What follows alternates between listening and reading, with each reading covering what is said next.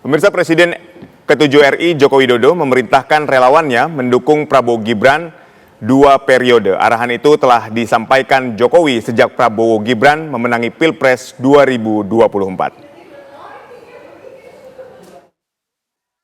Meskipun Pilpres 2029 masih terbilang lama, namun Presiden ke-7 Republik Indonesia Joko Widodo sudah memerintahkan relawannya untuk mendukung Presiden Prabowo Subianto dan Wakil Presiden Gibran Rakabuming Raka selama 2 periode.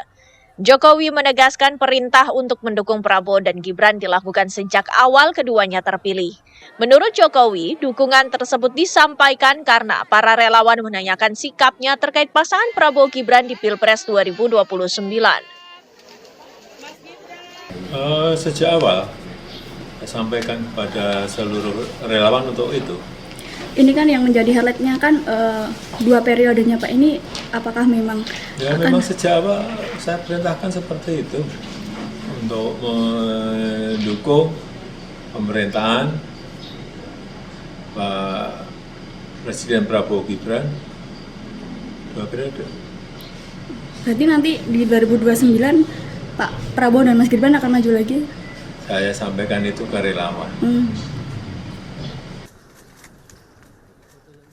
Lantas dengan dukungan kepada Prabowo Gibran 2 periode, apakah ini menjadi sinyal Gibran masih akan maju sebagai cawapres menemani Prabowo pada Pilpres 2029? Tim TV One mengabarkan.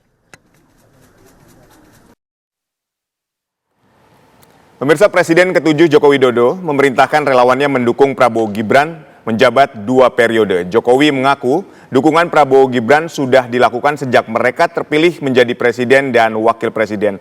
Lantas bagaimana publik menafsirkan perintah Jokowi kepada relawannya untuk mendukung Prabowo Gibran 2 periode? Kita akan membahasnya dengan pengamat politik dari Universitas Indonesia, Cecep Hidayat. Selamat sore, Mas Cecep. Selamat sore, Mas Oho. Gimana kabar? Alhamdulillah kabar baik. Alhamdulillah. Jadi sinyal apa nih, Mas? Kita langsung saja ke pokok permasalahan. Sinyal apa sebetulnya yang ingin diberikan oleh Jokowi dengan perintah kepada relawannya ini? Oke, jadi saya melihatnya dari 2 perspektif yang berbeda ya. Pertama dari sisi Jokowi sendiri. Ini saya rangkum dalam SMEL, S-M-E-L ya. Pertama apa? Dari perspektif Jokowi tentu ingin tercipta stabilitas ya. Stabilitas sejak tarang ya 2024 sampai nanti 2034 gitu. Harapannya ada stabilisasi ya. Kita belum lihat nanti motif politik, kita lihat belakangan, itu yang pertama. Kemudian yang kedua mobilisasi. Tentu ketika Jokowi misalnya menyampaikan kepada Barajp, kemudian ternyata respon publik juga nggak terlalu meningkat ya. Akhirnya Jokowi sendiri yang berbicara gitu. Jadi ada kesan ingin melakukan mobilisasi politik di awal ya. Padahal ini masih lama, masih 4 tahun lagi. Itu yang kedua. Kemudian yang ketiga bicara elit ya. Bagaimana mungkin dari perspektif Jokowi, dirinya masih lihat dia itu elit. Dia masih punya relawan gitu dalam bayangan Jokowi. Kan Barajp ini Jokowi pengennya itu presiden, sekarang udah nggak presiden sebenarnya, udah mantan gitu, atau sudah selesai lah masa berkuasanya. Jadi dari perspektif itu sebagai elit dia bisa mengarahkan masanya. Terakhir itu legitimasi, harapannya apa? Dengan menyampaikan 2 periode, harapannya dia membangun basis legitimasi dari jauh-jauh hari gitu untuk 2029. Tapi kita lihat dari perspektif yang berbeda ya. Dari perspektif yang berbeda, saya pertama melihat ada Jokowi ini punya pengaruh. Jokowi merasa dia punya pengaruh yang bisa ya membangun basis kekuasaannya dalam beberapa waktu ke depan. Itu yang pertama. Kemudian, tapi ini bisa menjadi presiden politik sebenarnya. Kita ini masih lama. Dari sini sebenarnya amat disayangkan akhirnya, sebagai seorang yang pernah berkuasa 10 tahun, dia hanya berpikir masalah elektoral. Padahal seharusnya ketika dia selesai jadi presiden, dia sudah berpikir ide-ide besar bagaimana membangun bangsa ini, bagaimana membangun demokrasi di negara ini. Tapi yang dilakukan apa? Memikirkan kekuasaan untuk nanti 2029, 2034. Itu yang kedua, jadi akan jadi presiden. Kemudian yang selanjutnya dia bicara etika politik. Kita baru setahun udah mikirin lagi 2029. Dalam perspektif yang penekanannya di mana etikanya gitu. Ini saja bukannya mendukung sekarang ya, pemerintahan sekarang nggak perlu berpikir kekuasaan. dari sini jelas bahwa mantan Presiden Jokowi itu berpikir tentang kekuasaan. Ya terakhir ya tentu ini mobilisasinya terlalu dini, masih panjang sebenarnya. Oke lah memang kalaupun nanti kan tentu ya sepanjang 4 tahun ke depan saya kira akan muncul ya wajah-wajah baru atau wajah yang sekarang di kabinet yang kemudian bisa muncul gitu. Tapi berbicara Jokowi efek terhadap para relawan dan pendukungnya ini kan memang masih sangat kuat sebetulnya kan? Itu kan mesti dilakukan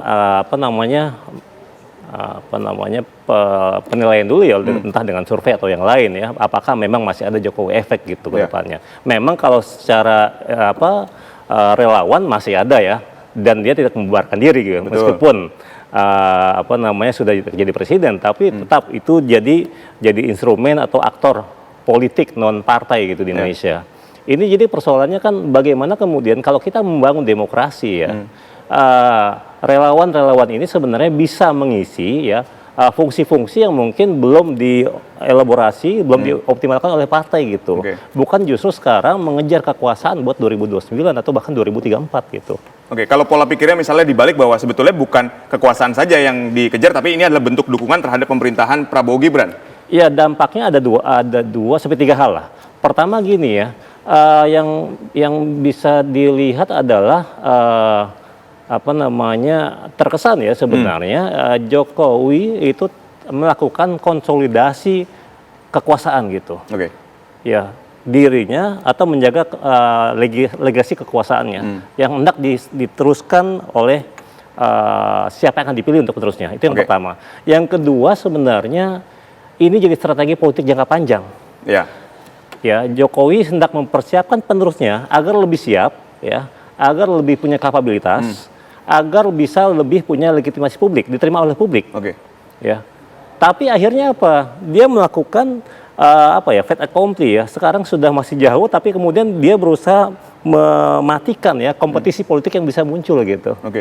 Tapi memang dalam politik bukannya ini yang harus dilakukan, sesuatu yang sifatnya jangka panjang sebagai perencanaan agar dapat mememenangkan pemilu di periode selanjutnya. Ya itu akhirnya memang politik bicara masalah kekuasaan. Akhirnya Jokowi hanya berbicara masalah kekuasaan ansih gitu. Dia tidak bicara isu-isu kebangsaan yang lebih besar, seperti halnya presiden ke-5 atau presiden ke-6 gitu. Ketika selesai masa presidensinya, mereka sudah berbicara misalnya ke forum-forum internasional. Mereka bicara masalah global warming misalnya, mereka bicara masalah air misalnya, masalah hubungan antar agama dan seterusnya. Tapi Jokowi bicara memenangkan ya quote unquote pemilu 2029 karena mungkin penerusnya belum siap di 2029. Seperti kan beberapa kali juga waktu kongres sebuah partai disampaikan ya paling mungkin 2034 penerusnya mungkin lebih siap gitu. Jadi ada waktu misalnya 9 tahun lebih untuk mempersiapkan diri. Nah, menurut Anda kenapa Jokowi sampai mengeluarkan perintah kepada relawannya? Apa ada kekhawatiran yang sebenarnya ingin disampaikan ketika kita melihat sesuatu yang tersirat? Ya tentu gini ya, Jokowi sudah menduduki kursi kepresidenan 10 tahun. Tentu dia sudah menjadi seorang yang ahli politik ya. Kemudian tentu ya ketika proses kemarin misalnya ada surat ya dari para purnawirawan untuk usulan pemakzulan ke DPR, tapi DPR sendiri tidak menerima atau menolak gitu. Ini kan masih posisi yang mengkhawatirkan sebenarnya dari sisi sana ya, dari sisi keluarga Jokowi. Tentu ya ini kan makanya kemudian dikunci dengan kalimat tadi ya, mendukung Prabowo Gibran satu paket gitu. Ada beberapa pernyataan juga sebelumnya kan disampaikan ini kan satu paket nih Prabowo Gibran. Ya bagaimana kemudian tentu Jokowi ingin memuluskan ya, ingin menghantarkan ya Prabowo Gibran sampai 2029. Tidak salah satunya dicongkel gitu. Itu ya. Jadi dan karena itu kemudian ya tentu dia berpikir juga kalaupun 2029 ya misalnya kalau tidak ada skandal apapun tentu presiden sekarang akan maju lagi. Tapi kemudian siapa yang akan mendampinginya misalnya? Tentu kan kita lihat sekarang banyak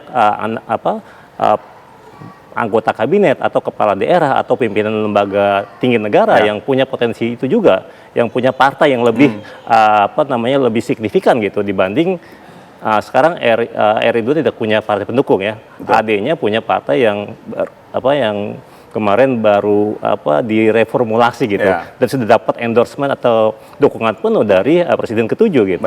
Menurut Anda seberapa kuat sebetulnya relawan Jokowi ini ketika Jokowi memberikan perintah untuk memenangkan konstelasi nanti di 2029-2034 bahwa tetap pasangannya Prabowo dan Gibran? Ya, politik itu bicara masalah dinamis ya, masih dinamis sebenarnya. 4 tahun Masih ke cair. depan masih cair sebenarnya, masih banyak hal yang bisa berubah sebenarnya ya.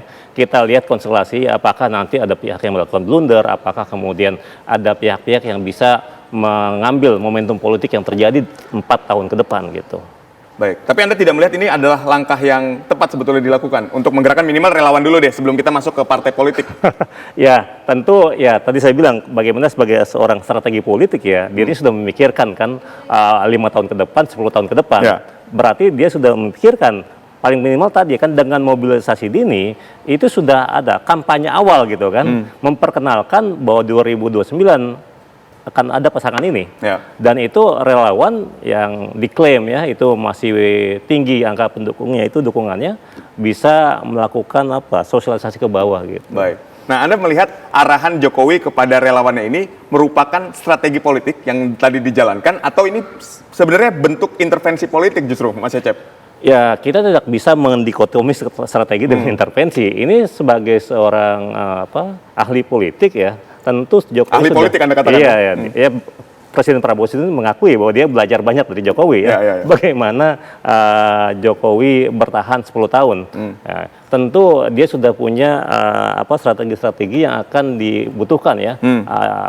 Pion-pion mana ya atau strategi apa yang akan dilakukan ya dalam tahapan-tahapan ke depan gitu.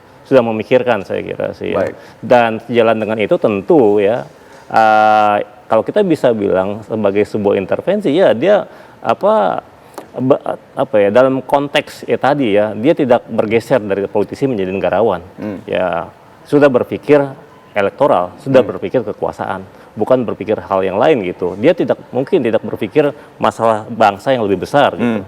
Hanya berpikir ya kelompok tertentu saja gitu. Baik. Tapi ketika tadi ini walaupun masih jauh lah, tapi menurut Anda peluang Prabowo bersanding dengan Gibran di pemilihan yang berikutnya seperti apa? Walaupun masih jauh ya, kita katakan sekali lagi. Ini kita tegaskan. Ya kalau itu sih masih dinamis saya bisa melihatnya ya. Kalaupun nanti ini sekarang kan kita lihat sebenarnya ya dalam berbagai kesempatan kita bisa lihat bagaimana performa ya dari menteri kabinet atau kepala daerah atau pimpinan lembaga tinggi negara. Kalaupun nanti Prabowo maju kembali, tentu dia kalau bicara rasional rasional choice ya dari seorang seperti Prabowo, dia tentu akan memilih yang performanya itu baik, yang bisa melengkapi dirinya di 2029 4 tahun yang lagi gitu. Tapi kecuali memang masih ada hal yang lain yang mungkin penjelasannya tidak bukan sekedar rational choice gitu. Baik, kita akan sama-sama lihat ya sebetulnya karena ini masih sangat jauh sebetulnya, tapi apa yang dilakukan ini merupakan bagian dari strategi terkait dengan tadi teori smell yang Anda katakan itu. Baik, sekali lagi terima kasih Mas Cecep Hidayat telah berdialog bersama kami di Kabar Petang.